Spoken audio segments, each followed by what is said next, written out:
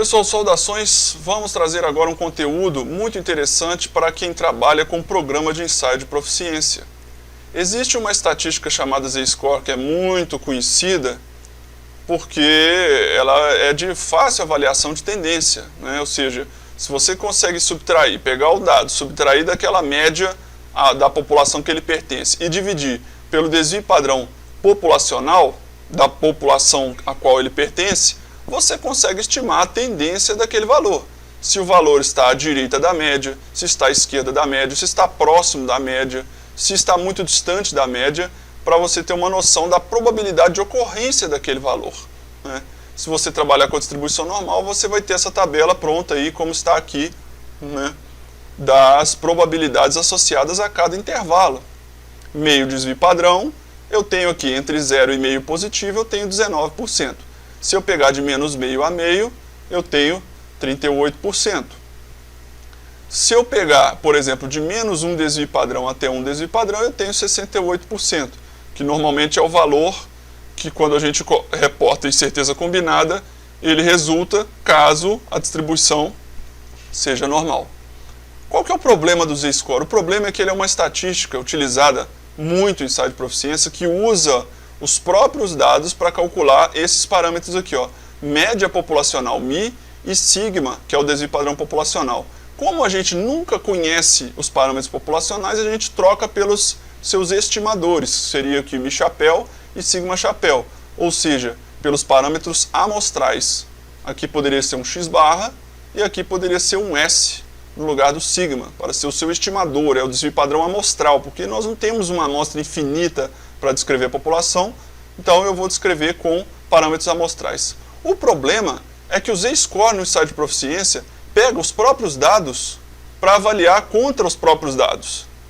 Isso é um fenômeno interessante, porque se Mi, ou seja, X barra, e S, que é o estimador de sigma, são calculados com os próprios X, os dados que são obtidos dos resultados, como que eu posso avaliar eles contra eles? Eles contra parâmetros calculados com eles mesmos. Percebe? É um paradoxo. E para fazer isso, eu precisaria de uma quantidade de dados muito grande para que seja uma comparação razoável. Porque se eu pegar pequena quantidade de dados, pouco grau de liberdade, calcular os parâmetros com base nos próprios dados e comparar com os dados, eu não vou estimar nada. Ou seja, é muito difícil eu pegar um Z-Score aqui que dê entre fora de menos 3 ou para mais que 3 positivo, né? Menor que menos 3 ou maior que mais 3. É muito pouco provável. Você quer ver por quê? Vamos fazer o seguinte raciocínio. Veja bem, calcule o Z-Score para dois dados, apenas dois dados. Olha o que vai acontecer. O Z-Score é definido pelo dado, subtrai a média e divide por um sigma, um desvio padrão. Porém, o sigma é calculado, estimado dessa forma aqui, ó. É a raiz das diferenças ao quadrado, né? E aqui dividido por 1, porque o grau de liberdade de 2 é 2 menos 1, fica dividido por 1.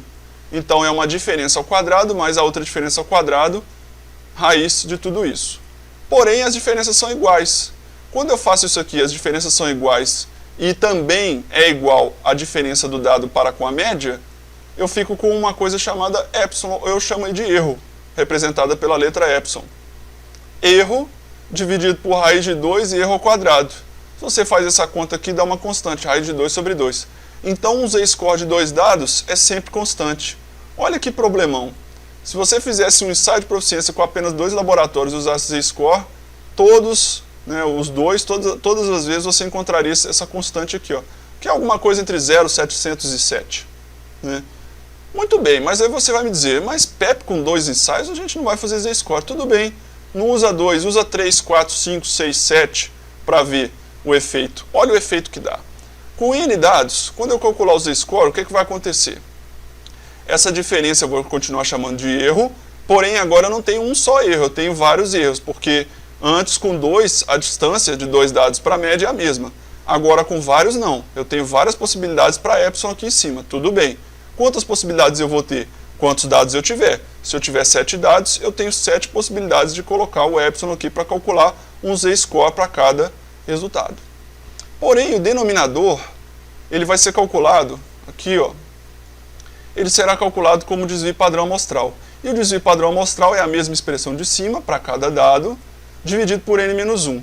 Essa expressão de cima, ela segue, você vai ver que a soma de erros, de épsilons aqui, de erros, que eu chamei de erro, se os dados forem normais, como a gente espera que seja, essa distribuição aqui quadrado com um parâmetro único de n-1. Ou seja, o valor esperado dessa distribuição de Q quadrado é o grau de liberdade que você está utilizando no desvio padrão, é a n-1. O que acontece agora com essa expressão aqui? Ó? Veja bem, preste atenção. Erro dividido por uma raiz quadrada de um Q quadrado cujo valor esperado é n-1 dividido por n-1. Esse valor aqui, esperado, ele acaba sendo próximo de 1. Porque quando você põe aqui o valor esperado da Q quadrado, independente de ser n-1, ele vai ser dividido por n-1. Então isso aqui fica próximo de raiz de 1, que é o próprio 1. Né? Espera-se esse valor. Então, quais as possibilidades que eu tenho para erro?